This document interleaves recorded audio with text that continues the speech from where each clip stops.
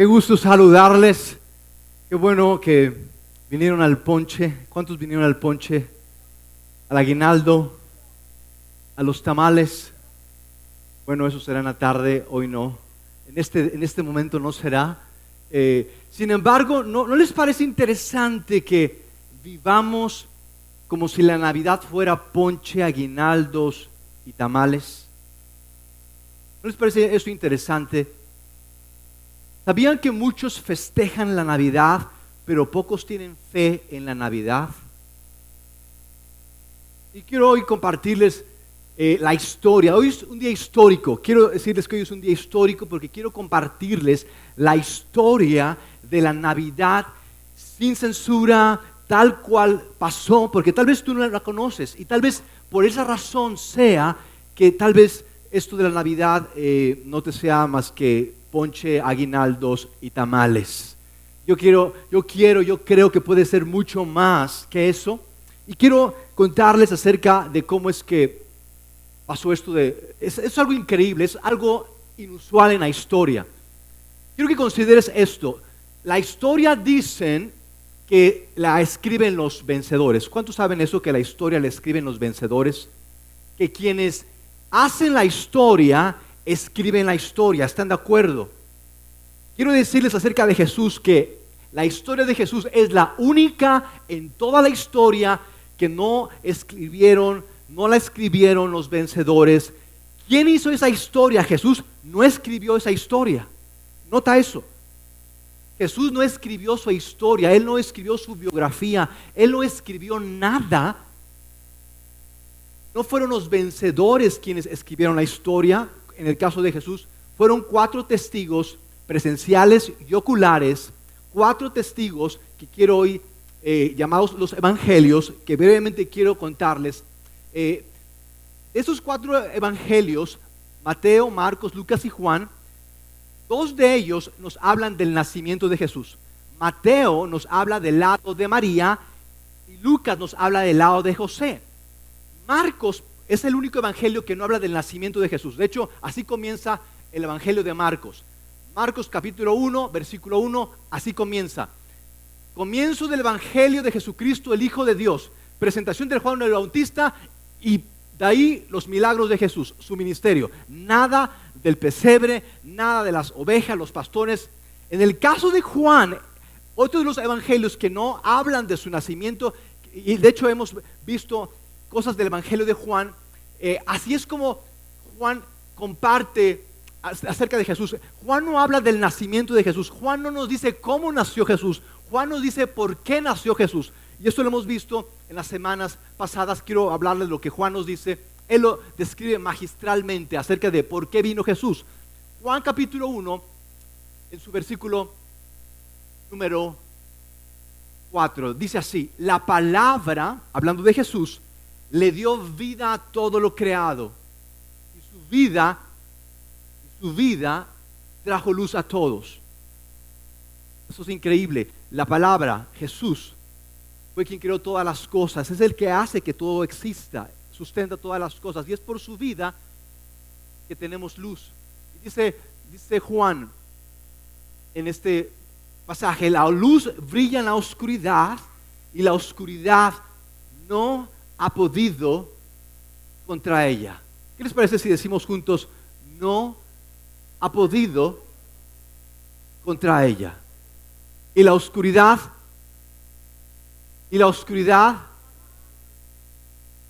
los que no lo están diciendo, la oscuridad les está poniendo, necesitan un poco de luz. Vean lo que dice Juan. Y Juan nos dice de Jesús que Él vino, vean esto, Jesús vino al mundo que le pertenecía, pero su propia gente no lo aceptó. ¿No les parece esto increíble? Es por eso que la Navidad es una fiesta, festejamos, pero no hay fe en la Navidad, porque Jesús vino al mundo que le pertenecía y su gente, la gente que Él creó, le rechazó. Y Jesús no significó con esto que se hubiera desanimado y que ya no quiero jugar. Jesús, vean lo que hizo, versículo 12, pero a los que lo recibieron, a los que lo aceptaron y creyeron en Él, eso significa recibirlo, aceptarlo y creer en Él, les dio el derecho de ser, vean esto, hijos de Dios. Los que creyeron, les dio el derecho de ser hijos de Dios. Tal vez pensamos que todos creemos. Sin embargo, cuando Juan habla de creer, significa pasar de apoyarme en mí a apoyarme en Jesús. De abrazarme a mí, soltarme a mí para abrazar a Jesús. Eso es creer. Creer es pasar de mí, de apoyarme en mí, a descansar en Jesús.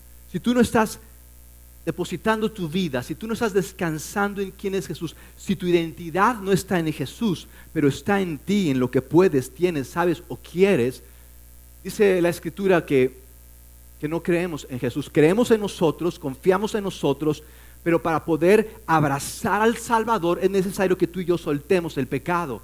Y el pecado no es ir al cine, echarme una dos. El pecado es hacer mi voluntad, es apoyarme en mí, es creer que yo puedo, tengo, quiero, sé. Les dio el derecho de ser hijos de Dios. Es así como Juan describe por qué vino Jesús. Quiero preguntarte hoy, imagínate que vas a presentar a tu hijo al universo. Va a ser una ocasión única. Piensa, tu hijo, tu heredero, lo quieres presentar ante la sociedad. Quiero preguntarte cómo lo harías, en qué lugar lo harías, con quiénes lo harías, a quién invitarías.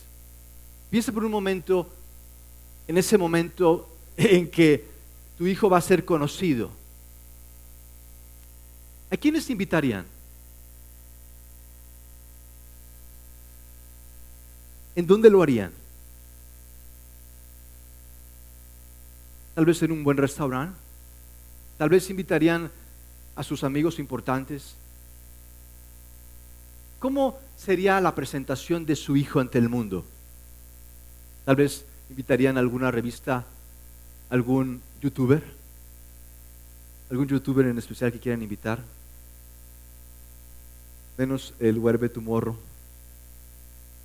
Quiero que consideren que el creador del universo, el día en que presentó a su hijo ante el mundo, invitó a unos inmundos pastores. Y no los estoy juzgando, así eran considerados los pastores, inmundos. No podían entrar al templo, eran totalmente despreciados por la sociedad, porque siempre olían a borrego. ¿A quién escogerías para que esté contigo? ¿A dónde lo presentarías? ¿Sabían que no fue en el mejor lugar? Fue en Belén, la ciudad más pequeña e insignificante en que Dios decidió presentar a su hijo ante el mundo. ¿Y saben en dónde? No fue ni siquiera en un hotel, fue en un mesón, ni siquiera en un mesón, fue en un pesebre. ¿Por qué habría Dios de hacer esto? Consideren esto. Estamos hablando de Jesús y tú puedes decir, es que yo no creo en eso de Jesús, fue una leyenda, es un cuento de la religión. Te he dicho que la historia no la escriben los vencedores, y quienes la hacen la escriben. Jesús no escribió su historia. 4 personas escribieron, 4 testigos. Lucas, un investigador profesional, alguien que podemos considerar hoy un periodista destacado. Él escribe detalles de cómo nació Jesús. Mateo, que no habría de hablar de esto, da su versión. Juan y Marcos hablan de Jesús. No puede haber más evidencias contundentes de que Jesús existió, de que Jesús vino a esta tierra. Quiero preguntarte por qué Dios habría de presentar a su hijo al mundo de esta manera. Quiero decirte por esto. Dios presentó a su hijo al mundo de esta manera porque Él quiere que Jesús te sea personal, Jesús desea ser personal para tu vida. Quiere ser personal, quiere ser real. Él no quiere que lo veas como un ogro allá en el fondo, allá arriba, enojado, viendo por lanzarte un rayo cuando cometas el primer error. Él no quiere que lo veas como un padre ausente o distante. Él no quiere que lo veas como alguien difícil de tratar, como alguien arrogante, soberbio. Dios quiere, al hacer esto en Jesús, que tú y yo lo tomemos personal. Él se hizo como uno de nosotros, se hizo de carne para ti y para mí, para que te sea personal Jesús, te sea real, te sea cercano. Pero ¿por qué no nos es cercano? ¿Por qué Jesús es algo así como algo que hago o una iglesia a la que voy, pero no es alguien con quien vivo, no es alguien que es real? Yo quiero hoy tratar esto con ustedes porque yo creo que mucho de esto se debe a que no sabemos la historia de Navidad. Mucho de eso se debe a que tú y yo no conocemos qué pasó realmente, de modo que hoy quiero traerte toda la historia de Navidad con detalle, sin edición, porque yo creo si tú al ver esta historia consideras lo que pasó, Jesús va a hacerte más real en este día. De modo que vamos a ver la historia de Navidad. Empieza en Mateo capítulo 1. Quiero que veamos la parte de María. Mateo nos habla del lado de María. Y Mateo capítulo 1. Lucas, perdón, gracias Checus. Vamos a empezar con Lucas, porque Lucas nos habla de María y dice Lucas 1, versículo 26. A los 6 meses Dios envió al ángel Gabriel a Nazaret, pueblo de Galilea, es de donde era María, a visitar a una joven virgen comprometida para casarse con un hombre que se llamaba José, descendiente de David. La virgen se llamaba María. El ángel se acercó a ella y le dijo: no temas. No sé por qué siempre que se aparece un ángel dicen esto: no temas, te saludo, tú que has recibido el favor de Dios, el Señor está contigo. Noten esto: el Señor está contigo. Ay, ¿para qué? ¿Qué quieres? ¿Qué tramas, ángel? Ante estas palabras, María se perturbó y se preguntaba qué podría significar este saludo. No tengas miedo, María, Dios te ha concedido su favor, le dijo el ángel. Quedarás encinta, embarazada, y darás a luz un hijo, y le pondrás por nombre Jesús. Él será un gran hombre y lo llamarán Hijo del Altísimo. Dios el Señor le dará el trono de su padre David y reinará, vean esto, sobre el pueblo de Jacob, o sea Israel, para siempre. Su reino no tendrá fin. ¿Por qué creen que Dios le haya dicho a María: mi favor está contigo? Tienes mi favor, estoy contigo. Consideren esta pregunta en sus mentes mientras veamos la historia que Mateo nos cuenta del lado de José. Mientras Dios habla con María, trata con María, Mateo nos cuenta del lado de José. Vamos a verlo. Mateo capítulo 1, versículo 18. El nacimiento de Jesús, el Cristo, fue así. Su madre María estaba comprometida para casarse con José. Pero antes de unirse a José, resultó que estaba encinta por obra del Espíritu Santo. José dijo: obra del Espíritu Santo. Ese es el apodo de quién. ¿Quién es ese Espíritu Santo? Vean esto: como José su esposo era un hombre romántico, eso dice la Biblia. Como José era un hombre justo, dice la Biblia.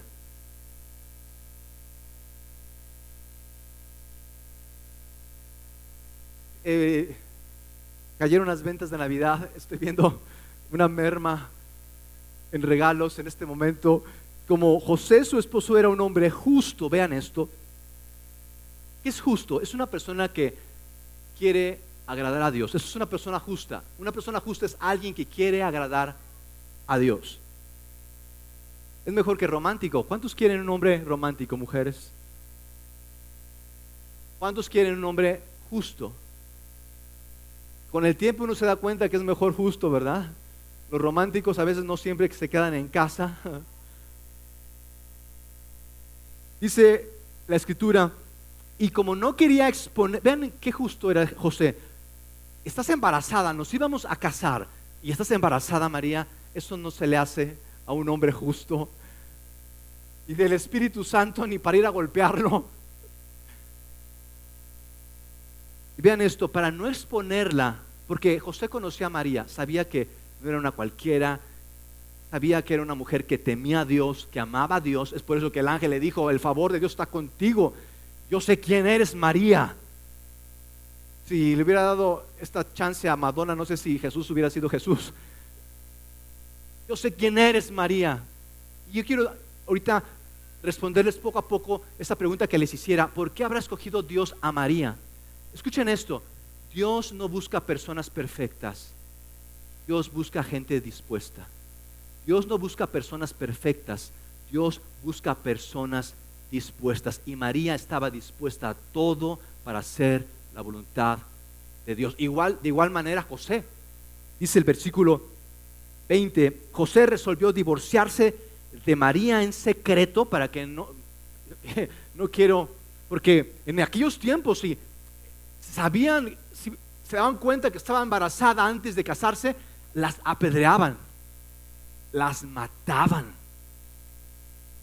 De modo que José quiso protegerla, pero cuando él estaba considerando, dice el versículo 20, cuando él estaba considerando hacerlo, dejar a María, pues devuélveme lo que te di, ya no hay nada entre nosotros. Cuando estaba considerando hacerlo, se le apareció en sueños un ángel del Señor y le dijo, José, hijo de David, no. ¿Por qué siempre que se aparece un ángel o que se manifiesta Dios, por qué siempre dicen no temas? ¿Sabían que es horripilante que se te manifieste Dios? Que se manifieste Dios es terrorífico. Siempre en la escritura, cuando se habla que Dios se manifiesta, siempre se dice que la gente se arrodilla, está aterrada, dicen me quiero morir. Siempre que se manifiesta Dios pasa eso. Y yo por eso dudo y soy muy escéptico de gente que me dicen me habló Jesús, o se me apareció Jesús, o Dios se me manifestó. Les digo, ¿y cómo fue? ¿Fue horrible? Me dice, no, fue bonito. Entonces no fue Jesús, no fue Dios. Porque siempre que Dios se manifestaba era terrorífico. La gente quería, no, se postraban y clamaban misericordia siempre. ¿Ves? Por eso que yo no le digo Dios manifiéstate, no, por favor, gracias, Señor, no quiero, está bien así, mejor sigo conociendo de Jesús. No temas de recibir a María por esposa, porque ella ha concebido por obra del Espíritu Santo. Dará a luz un hijo y le pondrás, vean esto, le da hasta el nombre. No tienes que preocuparte de ir a buscar en internet cómo le pongo a mi cachorrito. Te voy a decir cómo se va a llamar este muchacho. Le pondrás por nombre Jesús, porque y aquí algo increíble, la gente en el tiempo de Israel estaban esperando un Mesías, esperaban que Dios se manifestara, y ellos esperaban que fuera tipo Moisés. ¿Recuerdan Moisés cuando se manifestó en Egipto para liberar a su pueblo? 10 plagas, y fue épico, espectacular, extraordinario, y los judíos de aquel tiempo esperaban que Dios se manifestara así, de modo que si Dios se manifestaba en un bebé no le iban a hacer caso. Dios en un bebé, por favor, sigamos esperando en el Mesías. Y la palabra Jesús es la traducción de Josué. Josué en el hebreo se dice Joshua, pero no se pronuncia el yo, de modo que es Yeshua. Yeshua es el nombre de Josué en el hebreo, que traducido en nuestro español es Jesús. De modo que cuando José oye que le va a poner Josué a su hijo, piensa en Josué libertador, piensa en Moisés y dice, wow, y se le van los ojos a José y dice, esto se va a poner bueno y finalmente vamos a derrocar a los romanos y los samaritanos, ahora sí se van a ir de nuestras tierras, Israel va a cobrar el esplendor que tuvo. Sí, Señor, sí, ángel, se va a llamar Josué y le va a poner con todo a los romanos y nos va a libertar. ¡Wow! Sí, libértanos de este oprobio, de esta esclavitud, de estos problemas, de estos corruptos. Libéranos, sí. Josué nos va a salvar, porque Él salvará. ¿Qué? ¿Qué? ¿De sus pecados? ¿Salvará a su pueblo de sus pecados? Ángel, yo creo que es lo que menos necesitamos en estos momentos, que nos salven de nuestros pecados, Señor. No sé, te equivocaste, estás pasado de moda, no sabes lo que nos está pasando. Sí, si te das cuenta, ángel, lo que nos está pasando, somos esclavos. Nosotros los judíos, descendientes de Abraham, somos esclavos de los romanos. ¿Y nos vas a enviar un salvador de nuestros pecados? Mira, ángel, déjame hablar un poquito más, porque hasta aquí tú has hablado. Eso de los pecados, angelito, ya lo tenemos cubierto. Tenemos un lugar que se llama templo. Ahí va la gente, lleva una ovejita, un pichón, un carnero, lo ofrecen por sus pecados y queda resuelto su problema. Si vuelven a pecar, no hay problema, regresan al templo y ofrecen otro pichoncito, una ovejita, un carnero, de acuerdo al procedimiento, siguen lo que dice el templo y de acuerdo a la norma están aprobados. Ángel, no necesitamos que nos salven de nuestros pecados.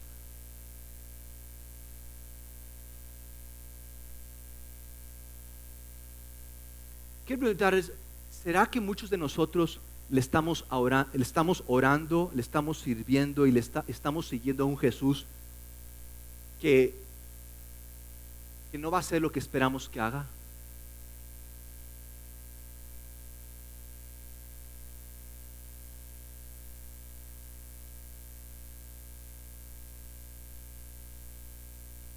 Si Dios se hubiera manifestado, mata a todos. Jesús nació como un bebé porque quiere ser personal para cada uno de nosotros. Pero la mayoría de nosotros seguimos pensando que Jesús va a venir y va a cambiar mi situación y va a hacer lo que quiero, la casa que quiero, la familia bonita que quiero, un trabajo sin problemas. Jesús, te creo Jesús. Señor, soy todo tuyo. Jesús nos va a frustrar, Jesús nos va a decepcionar porque encontramos que no hace lo que queremos. Y la mayoría de nosotros puede decir, Señor, así como José, Señor, tengo cubierta mi vida, no tengo problemas, gano bien, escojo a mis vecinos, no te necesito. Señor, si me permites ser honesto, puedo vivir sin ti. No necesito que nazcas, no necesito que hagas todo esto. Es espectacular, sí, acepto. Es espectacular hacer coincidir mediante una estrella que lleguen unos sabios, hacer que unos pastores por unos ángeles lleguen al pesebre. Y sé que no le fue fácil a José y María. Sé que la gente empezó a hablar y algo no hicieron estos jóvenes. Y estos jóvenes, y empezó la gente a usar el discernimiento espiritual para pensar qué estaba pasando con María, que se le estaba notando algo grande y no se había casado, y empiezan los juegos del hombre y vamos contra estos, y José y María tuvieron todo en contra, Señor, todo en contra. Desde el momento en que le dijiste que tenían que ir a Belén, estaban en Nazaret y tenían que ir a Belén. Fue un camino de subida en todos los sentidos. 140 kilómetros de Nazaret a Belén. Eso de que fueron en burro fue invento de alguien para no sentirse tan mal. Lo más cierto, lo más seguro es que se fueron caminando de Nazaret hasta Belén, 140 kilómetros caminando, 6 u 8 días de travesía en medio del desierto, bajas temperaturas, con peligros, problemas y penas. Seguro que iba a haber un problema, seguro que se les iba a descomponer esto, seguro que esto se iba a complicar, seguro que esto iba a ponerse mal. ¿Por qué escogiste hacer esto, Dios? ¿Por qué escogiste complicar todo esto?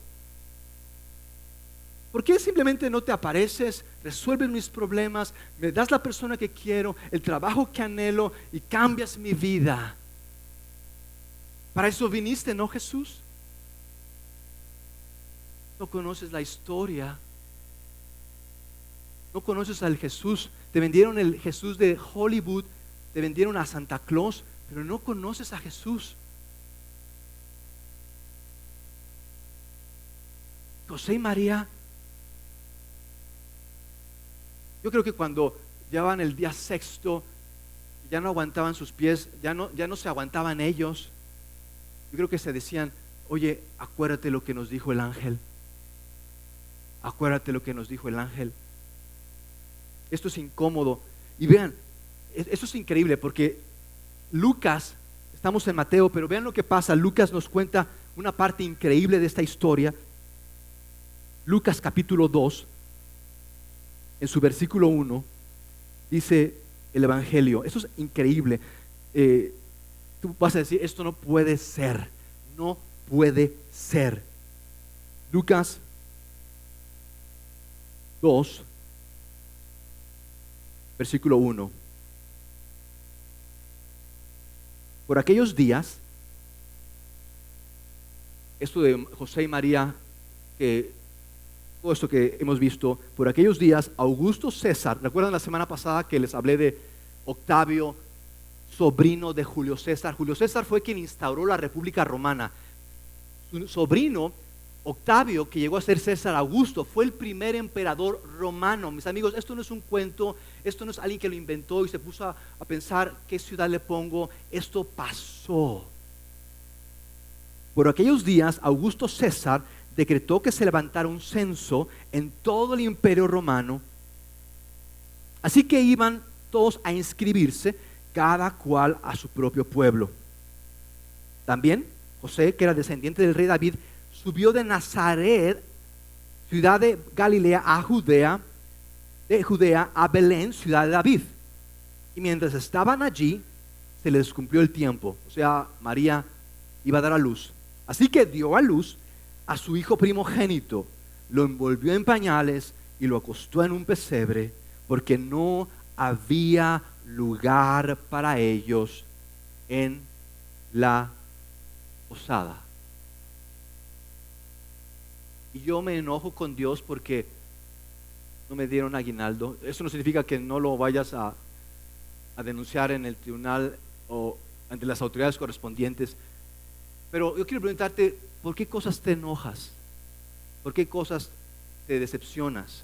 ¿Por qué cosas te molestas?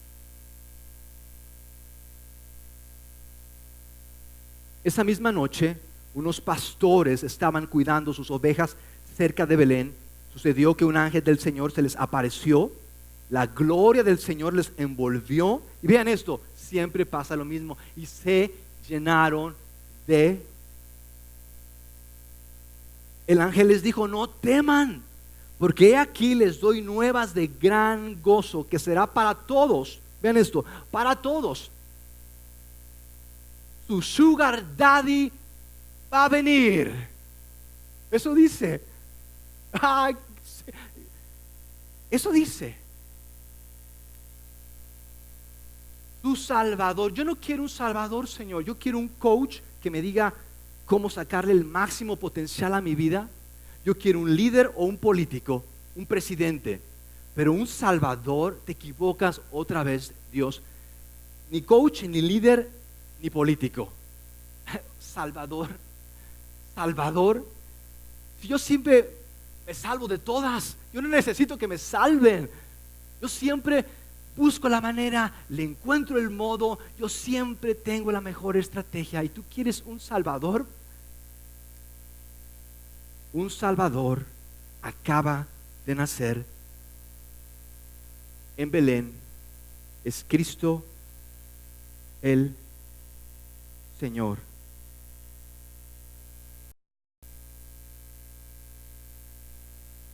De repente apareció una multitud de ángeles del cielo que alababan a Dios y decían: gloria a Dios en las alturas y en la tierra paz a los que gozan de su buena voluntad. Cuando los ángeles se fueron al cielo, los pastores se dijeron unos a otros: vamos a Belén a ver esto que ha pasado. Vamos a Belén a ver esto que ha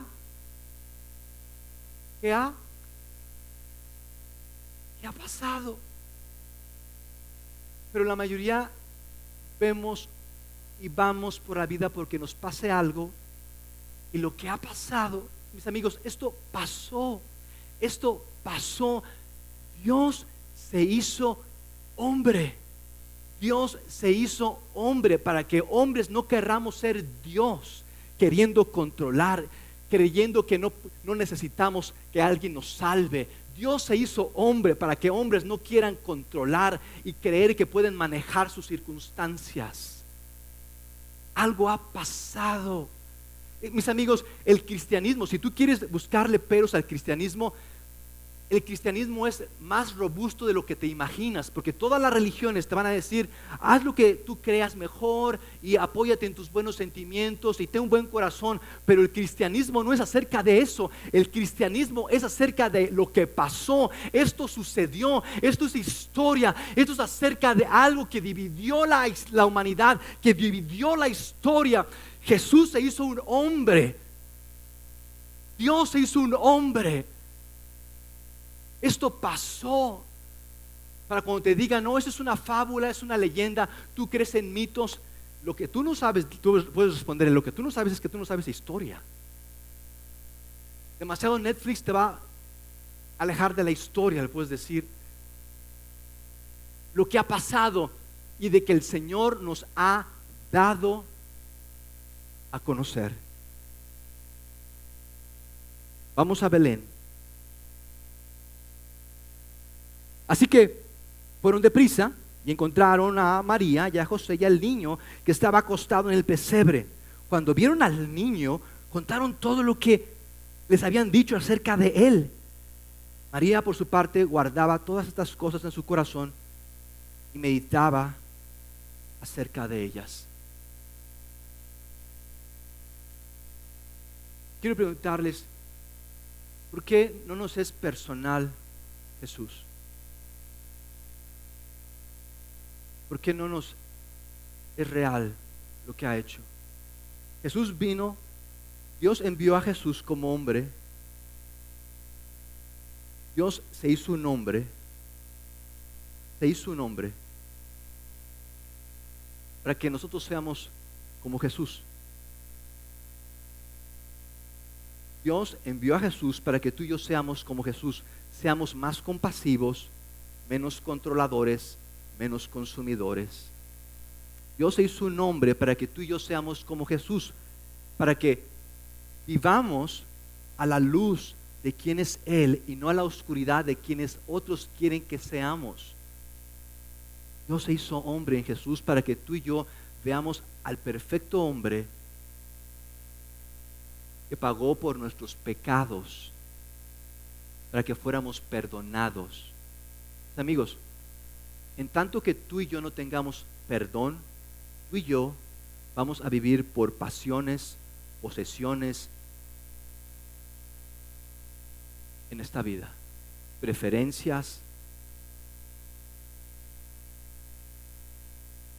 Y con esto quiero cerrar.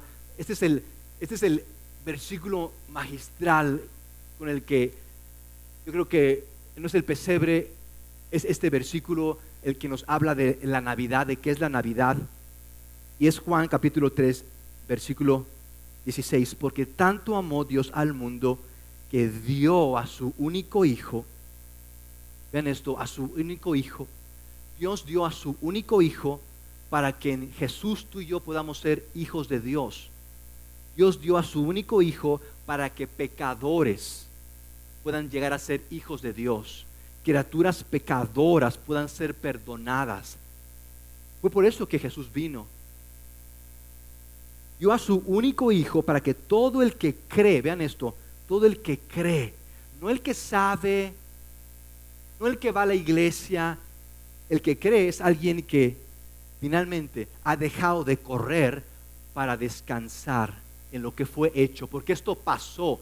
Religión es lo que puedo hacer, motivación es lo que haré, pero cristianismo es lo que fue hecho, fue hecho está, fue hecho, esto pasó. Y quienes finalmente descansan en lo que pasó, creen, y quienes creen nacen de nuevo. Cristo nace en sus vidas, y solamente lo que nace crece, y quienes crecen son quien Dios pensó que fueran. El único Hijo de Dios, para que todo aquel que cree en Él no se pierda, sino que tenga vida eterna. Y vean esto, increíble. Dios no envió a su Hijo al mundo para condenar al mundo. Vean esto, no lo envió para condenar al mundo. ¿Por qué fue tan complicado? Entonces, ¿por qué es tan complicado? Si tú no viniste a condenar al mundo, ¿por qué es tan complicado? ¿Por qué es que me siento tan encerrado? ¿Por qué es que a veces me siento tan desesperado? ¿Por qué es que a veces me voy tras cosas tan aparentes? Me pierdo en cosas tan insignificantes. ¿Por qué si Él no vino a condenar, si Él vino a salvar? ¿Por qué está complicado?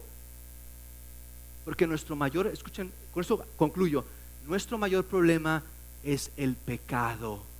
Tú crees que es tu cónyuge, tú crees que es la casa que no tienes, tú crees que es el trabajo que te explota, tú crees que es la pareja que no tienes, tú crees que es el problema. El problema, mis amigos, es el pecado. Y tú no vas a abrazar al Salvador en tanto tú no te entregues del pecado. Hasta que tú no entregues del pecado, hasta que tú no digas me rindo, hasta que tú no digas descanso en Cristo, hasta que tú no te sueltes del pecado, va a ser imposible que te sea personal el Salvador, porque el Salvador vino a salvar a pecadores, no personas que dicen que están bien, no personas que tienen el control, no personas que dicen no lo necesito, no personas que dicen bueno, yo hago esto, digo y quiero ir y sé qué hacer. No, pecadores.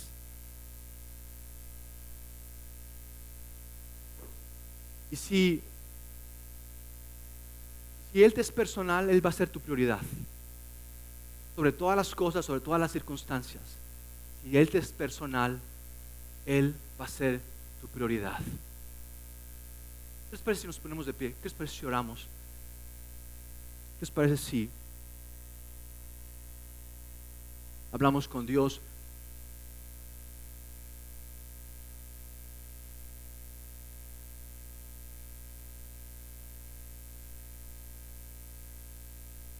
Padre, han sido muchos años que me he hecho experto en manejar mis circunstancias. Han sido muchos años en que me he hecho un experto salvándome.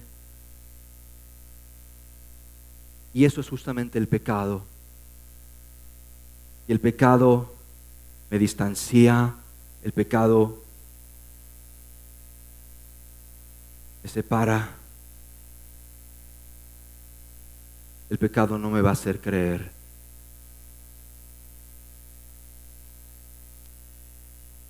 De modo que quiero preguntarles,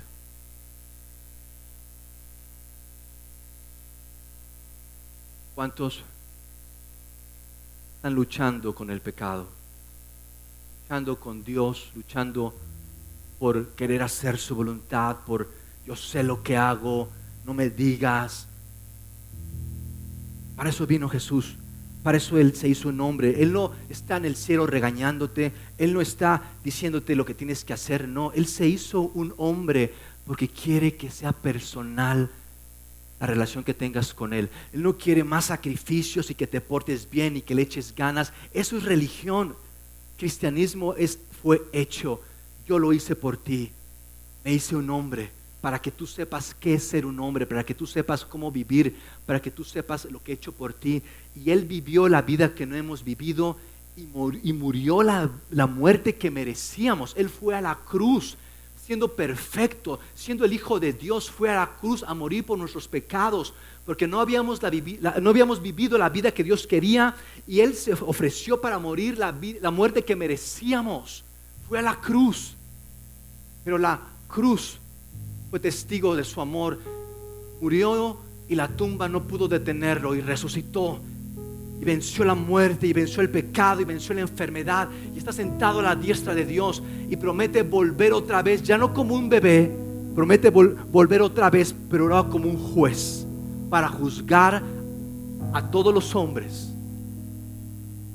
vivos y muertos, ser el juez justo que todos deseamos.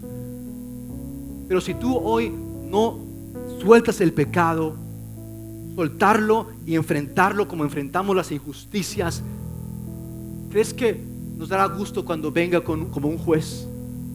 Cuando venga como un rey para gobernar sobre todo. Es la oportunidad que Él nos ofrece. Hay una sola vida, una sola oportunidad para rendir tu vida a aquel que rindió todo por ti, porque se entregó por ti. Padre, hasta donde entiendo, te quiero decir sí. Enfrentaré mi pecado para poder escucharte a ti, para seguirte a ti. Mis planes, mis problemas, mis gustos, mis preferencias, para saber, no solo saber, creer que tú viniste por pecadores como yo. En Cristo Jesús. Amén. Podemos darle un aplauso al Rey de Reyes, Señor.